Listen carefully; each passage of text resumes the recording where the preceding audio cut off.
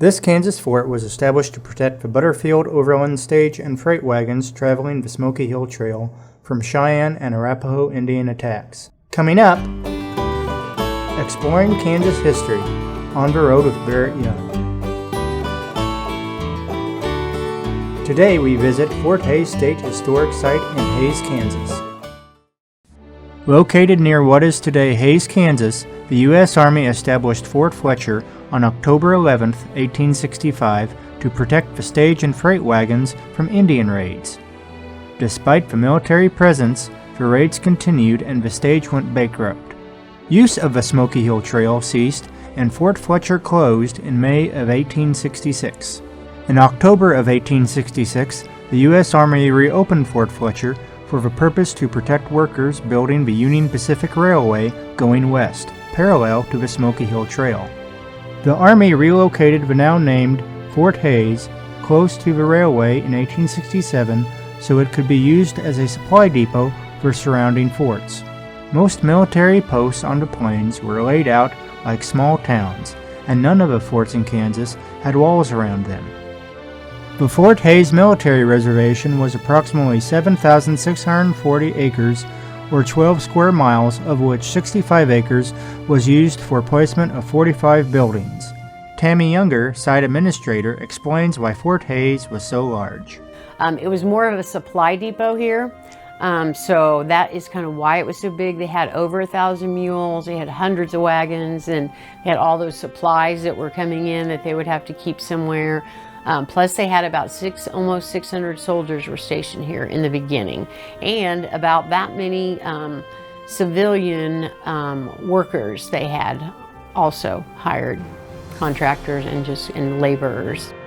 Fort Hays remained active from 1867 until 1889. Once a large complex of 45 major buildings, only 4 remain. These buildings, along with a visitor center, tell the story of life in a 19th century frontier fort. We will begin our tour of Fort Hays State Historic Site by starting in the Visitor Center. Visitors will see a number of displays including items from the fort's military history and its personnel, information about the Plains Indians, and numerous artifacts.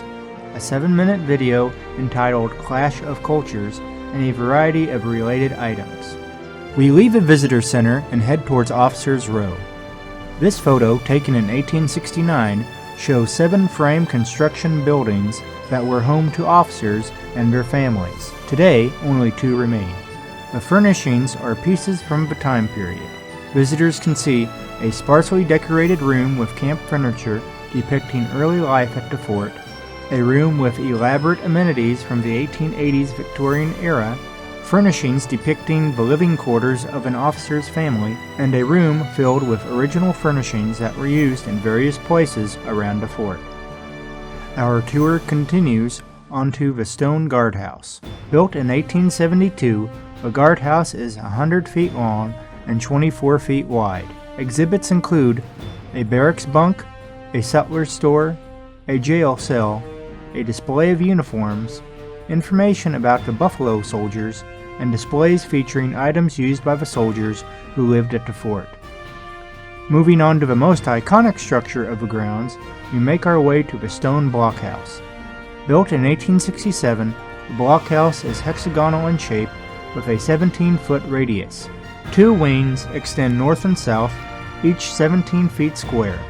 Exhibits explore the stories of some of the officers who were stationed at Fort Hays and explain what happened to the fort after the military left in 1889. In between each of these 3 remaining structures are informational signs showing the location of original buildings. 13 metal silhouettes help tell the stories of the people who lived and worked in them. I hope you have enjoyed learning about the history of Fort Hays. Until next time, this is Barrett Young.